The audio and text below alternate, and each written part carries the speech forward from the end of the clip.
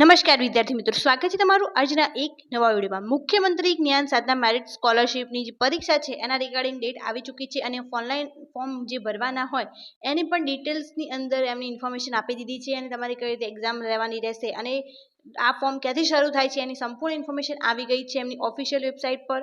તો આજે આપણા વિડીયોમાં એની સંપૂર્ણ ચર્ચા કરીશું કે તમારે ક્યાંથી ફોર્મ ફિલ કરવાના શરૂ થશે, તમારી એક્ઝામ ક્યારે રહેશે અને એક્ઝામની અંદર કયા કયા સ્ટેપ રહેવાના છે। તો વિડીયોને લાસ્ટ સુધી જરૂર જુઓ જેથી તમને આની સંપૂર્ણ ઇન્ફોર્મેશન જે છે એ મળી રહે અને તમે આની અંદર જે છે એ 25,000થી વધારે વિદ્યાર્થીઓને આનો લાભ મળવાનો છે। તો એ સંપૂર્ણ વિદ્યાર્થીઓને આનો લાભ મળી રહે અને તમે આની અંદર સચોટ રીતે જે છે એ અપ્લાય કરી શકો તે માટે આ વિડીયોને ચોક્કસથી પૂરેપૂરો જુઓ અને કોઈ પણ ઇન્ફોર્મેશનમાં તમને એવું લાગતું હોય કે મને ક્વેશ્ચન છે તો કોમેન્ટમાં જરૂરથી જણાવો જેથી એનો જે છે એ ઉપાય અથવા તો જે એનું સોલ્યુશન છે એ તમને આપી શકીએ।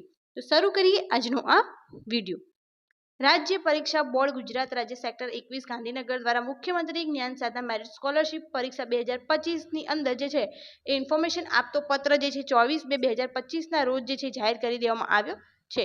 ધોરણ 1 થી 8 માં સરકારી અથવા અનુદાનિત પ્રાથમિક શાળામાં સળંગ અભ્યાસ કરી ધોરણ 8 ની અંદર અભ્યાસ પૂર્ણ કરેલ હોય તેમજ બાળકોને મફત અને ફરજિયાત શિક્ષણ અધિકાર અધિનિયમ 2009 આરટીઈ એક્ટ 2009 અને તે હેઠળ રચાયેલ બાળકોને મફત અને ફરજિયાત શિક્ષણનો અધિકાર નિયમો 2022 અન્વયે 6 થી 14 વર્ષના નબળા વર્ગોના અને વંચિત જૂથોના બાળકોને સ્વનિર્ભર શાળામાં વર્ગની સંખ્યામાં 25%ની મર્યાદામાં મફત શિક્ષણ જોગવાઈ હેઠળ સ્વનિર્ભર શાળાઓ ધોરણ 1માં પ્રવેશ મેળવીને ધોરણ 8 સુધી સળંગ જે ભણેલા હોય એવા 25,000 તેજસ્વી જે તારલાઓ હોય એમને આની અંદર મુખ્યમંત્રી જ્ઞાન સાધના મેરિટ સ્કોલરશિપ યોજના અંતર્ગત જે સ્કોલરશિપ પ્રોવાઈડ કરવામાં આવે છે।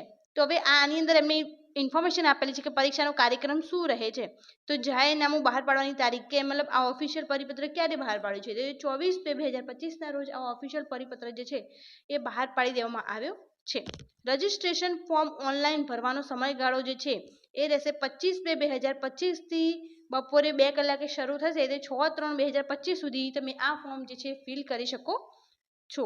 પરીક્ષાની ફી કેટલી રહેશે તો નિઃશુલ્ક રહેશે, તમે ફ્રી આની અંદર એડમિશન અથવા તો કહી શકાય કે ઓનલાઈન ફોર્મ જે છે ફિલ કરી શકો છો। પરીક્ષાની તારીખ જે છે એ રહેશે 29/3/2025। હજુ તમારી પાસે જે છે 1 મહિના જેટલો સમયગાળો છે તો તમે એની અંદર સંપૂર્ણ પ્રિપેરેશન જે છે એ કરી શકો છો।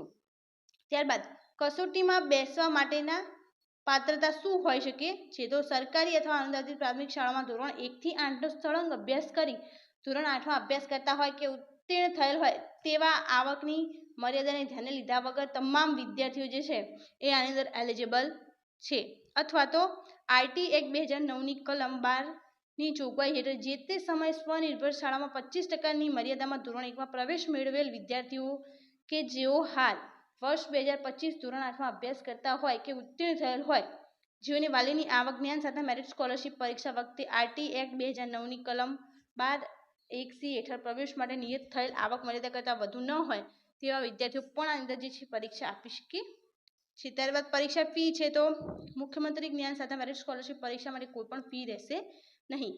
ત્યારબાદ અહીંયા કસોટીનું માળખું આપેલું છે કે આ પરીક્ષાની બહુ વિકલ્પ સ્વરૂપની અને વિવિધ હેતુલક્ષી સ્વરૂપની મલ્ટી ચોઇસ અને ક્વેશ્ચન એમસીક્યુ બેઝડ રહેશે।